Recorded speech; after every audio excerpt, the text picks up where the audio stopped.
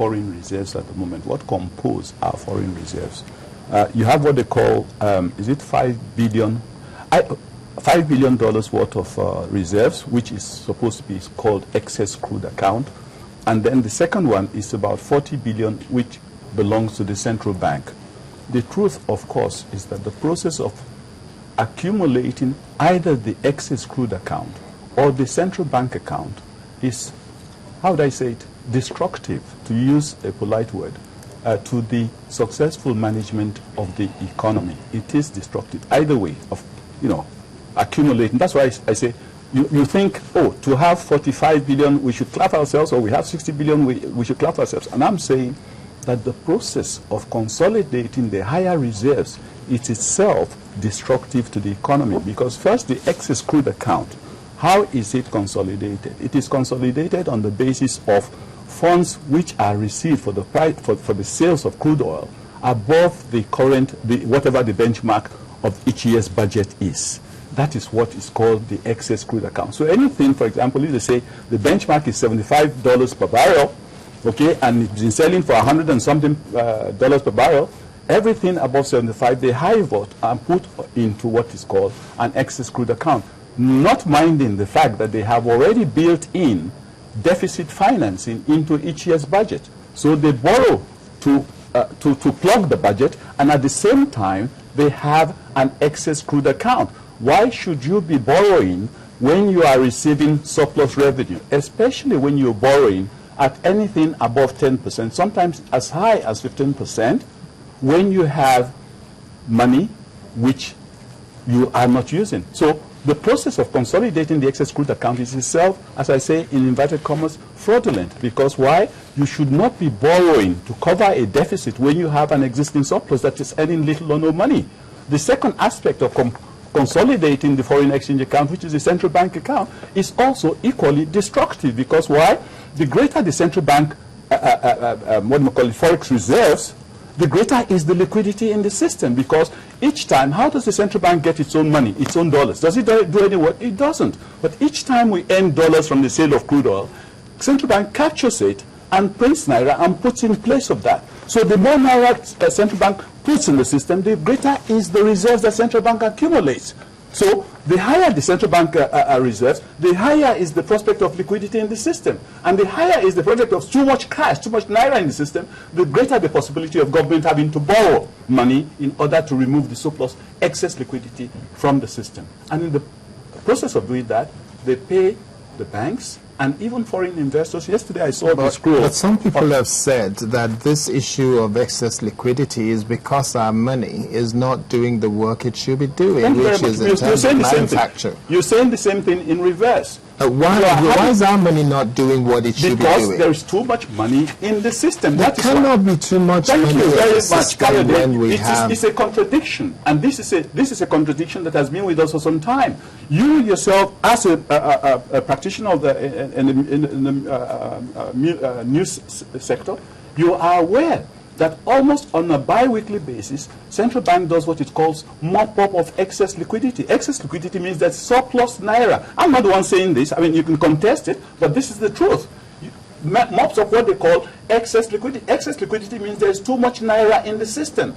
And in the process of doing so, or the reason for mopping it up or taking it out is because they say, if you have so much naira in the system, we are going to have an inflationary spiral, which makes sense. But the point is, how does the excess naira get into the system? And how come you continue to have excess naira in the system for years and years and years and years and you never succeed in managing it to the extent that it becomes a benign level of liquidity that does not instigate government having to borrow back its own money, as the central bank governor himself has admitted I haven't said so. He admitted that, oh, look, we have been making a mistake all this time. We have been giving money to the banks and we've been borrowing it back at XYZ%. What a fantastic business model for the bank. But you know what? We are going to handle that. We are going to tackle that, but we're going to tackle it halfway.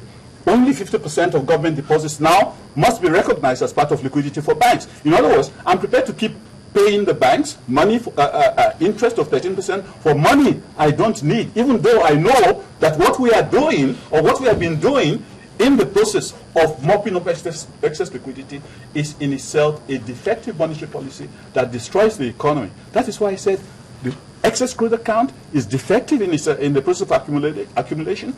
The 40 billion reserves that you clap for, you are clapping for your own, for somebody watering your own grave. Because the process of accumulating that 40 billion reserves entails that he has created excess liquidity in the system, which then proceeds to mop up as a show of goodwill at XYZ%.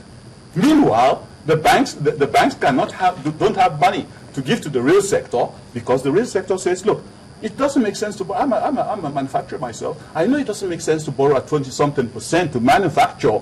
You cannot expect. You see shopping malls coming up all over the place, and you have what? 80% of the goods or 90% of the goods are all imported. How do you give the local manufacturer a chance to participate? You can't, because in the first place, he has to pay interest at 20-something%. In the second place, the money that he has to requires for buying raw materials is constantly depreciating and therefore increasing in value each time. Ms. Mayor, we have to wrap up now. We have to wrap up now, but as part of wrapping up, your final word, can you help us focus your final word on this problem? From all of the conversations that I have had, and I'm sure some other people would have had conversation about this, it seems the central bank is doing its own job and doing it almost excellently well from what some people are saying, but the federal government and those who manage our economy are not delivering on their own mandate. Would that be your thought? Yeah, I think CBN is doing an excellent job. You know, CBN is doing an excellent job of trying to stabilize the exchange rate. If CBN had not been doing an excellent job, the exchange rate by now would have hit like 250 naira to $1. But I do not agree, before I continue, I don't think I agree with the last speaker that when you have a higher reserve, it leads to excess liquidity. No, I don't think I share that opinion. I think basically a lot of the inflation we have is imported. Is imported inflation, because the economy is extremely import dependent. The economy is extremely import dependent. And of course, what the CBN manages is the monetary policy of the nation, and of which I think they are doing an excellent job. The fiscal policy is managed by the government. And I think government must begin to erect fiscal policies that drive domestic production.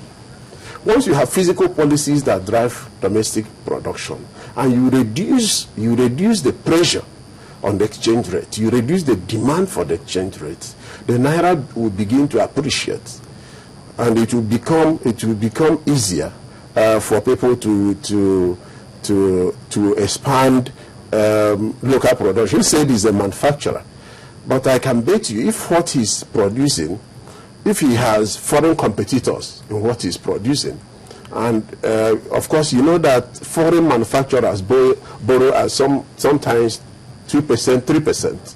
And in Nigeria? No, foreign manufacturers in their own country, they borrow sometimes at 2%, 3%.